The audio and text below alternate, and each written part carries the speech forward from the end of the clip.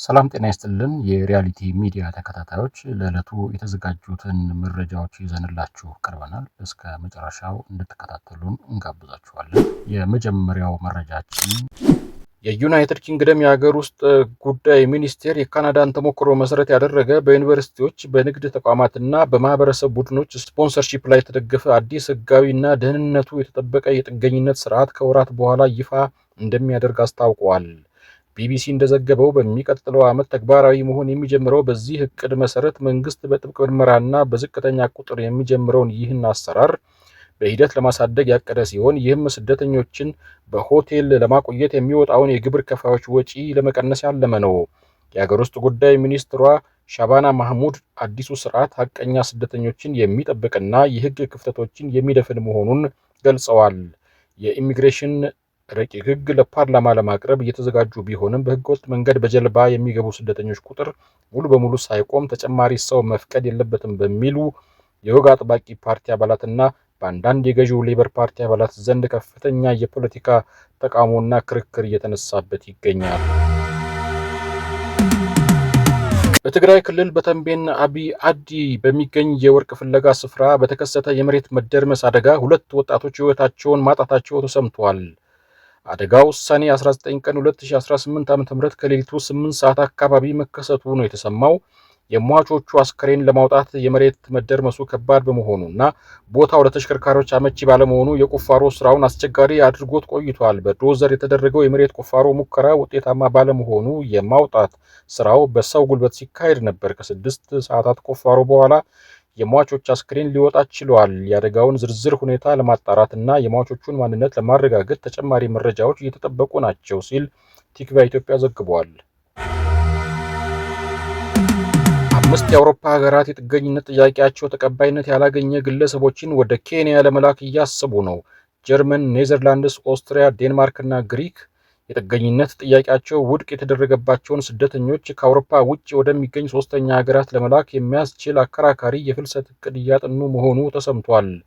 በአውሮፓ ህብረት የፍልሰት ማሻሻያ ማዕቀፍ ውስጥ እየተመከረበት ባለው በዚህ አዲስ የውሳኔ ሀሳብ መሰረት ማመልከቻቸው ሙሉ በሙሉ ውድቅ የተደረገባቸው ግለሰቦች ወደ ትውልድ ሀገራቸው የሚመለሱበት የመጨረሻ ዝግጅት እስከሚጠናቀቅ ድረስ ከአውሮፓ ውጭ ወደሚገነቡ የመመለሻ ማዕከላት እንዲዛወሩ ይደረጋል። ለዚሁ የስደተኞች ማቆያ ማዕከልነት ሊመረጡ ይችላሉ ተብለው ከታጩት ሀገራት መካከል ምስራቅ አፍሪካዊቷ ኬንያ በቀዳሚነት ስሟ የተነሳ ሲሆን ከሷ በተጨማሪ ሩዋንዳና ቤኒን በእጩነት ተካተዋል። ይህ እቅድ በአውሮፓ ህብረት ውስጥ ትልቅ መነጋገሪያና አከራካሪ አጀንዳ እየሆነ የመጣ ሲሆን ስደተኞችን በጊዜያዊነት ወደ ሌላ ሀገር በማዛወር ሂደት ላይ ያሉትን ሰብአዊና ህጋዊ ተግዳሮቶች በተመለከተ በርካታ ጥያቄዎችን እያስነሳ ይገኛል። ከነዚህ የአውሮፓ ሀገራት መካከል ኔዘርላንድስ እቅዱን ከሚደግፉት መሪ ሀገራት አንዷ ስትሆን በተለይ ኬንያ ለዚህ ፕሮግራም ቁልፍ አጋር ሀገር እንድትሆን ከፍተኛ ፍላጎት እያሳየች እንደሆነ ሪፖርቶች ያመለክታሉ። ስምምነቱ ከጸደቀ ስደተኞች ወደ ሶስተኛ ሀገር የመላኩ ሂደት በአውሮፓ የፍልሰት ፖሊሲ ላይ ትልቅ ለውጥ እንደሚያመጣ እየተነገረ ሲሆን የኬንያ መንግስት በዚህ ጉዳይ ላይ የሚሰጠው ምላሽ ግን አልታወቀም። በየካ ክፍለ ከተማ ፖሊስ ዋና መምሪያ ውስጥ በወንጀል ተጠርጥረው በማቆያ ቤት ለሚገኙ ግለሰቦች 39 ፍሬ ትራማዶል የተባለ አበረታች መድኃኒት በምስጢር ሊያስገባ የነበረው ብርሃኑ ወንድሙ የተባለ ግለሰብ ሰኔ 17 ቀን 2018 ዓ.ም ከቀኑ 8 ሰዓት ላይ እጅ ከፍንጅ በቁጥጥር ስር መዋሉን ፖሊስ አስታውቋል። ተጠርጣሪው መድኃኒቱን የያዘው የለበሰውን ጃኬት እጅጌ በመቅደድና ውስጥ ለውስጥ በመደበቅ ሲሆን የፍርድ ቤት ቀጠሮ ያላቸው እስረኞች ለመርዳት ባደረገው ሙከራ በጥበቃ ሰራተኞች በተደረገበት ጥብቅ ፍተሻ ሊያዝ ችሏል። የአዲስ አበባ ፖሊስ ዋና ጠቅላይ መምሪያ እንዳወጣው መረጃ በአሁኑ ወቅት በተጠርጣሪው ላይ አስፈላጊው ምርመራ እየተከናወነ ሲሆን በአቃቤ ሕግ አማካኝነት ክስ ለመመስረት ዝግጅት እየተደረገ ይገኛል።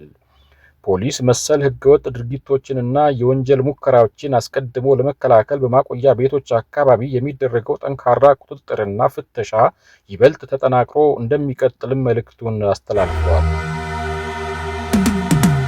የሳዑዲ አረቢያ ከፍተኛ ፍርድ ቤት የሰው ህይወት በማጥፋት ወንጀል የሞት ቅጣት ፈርዶባት የነበረችው ኢትዮጵያዊቷ የቤት ሰራተኛ ሌላ ኑርሶቦ ከእስር እንድትፈታ እንደተወሰነላት በሪያድ የኢትዮጵያ ኤምባሲ አስታወቀ። ጉዳዩ በእርቅ እንዲፈታ ከፍተኛ ዲፕሎማሲያዊ ጥረት ሲያደርግ መቆየቱን የጠቀሰው ኤምባሲው ለተጎጂ ቤተሰብ የገንዘብ ካሳ በመክፈል ሌላ ምህረት እንዳገኘችና የሞት ፍርድ እንደተነሳላት ገልጧል። ኤምባሲው በተለያዩ ወንጀሎች ክስ ተመስርቶባቸው በስር ላይ የነበሩ 1665 ኢትዮጵያውያን በዲፕሎማሲያዊ ጥረት ክሳቸው ተቋርጦ ወደ ሀገራቸው እንዲመለሱ ማድረጉንም ገልጧል።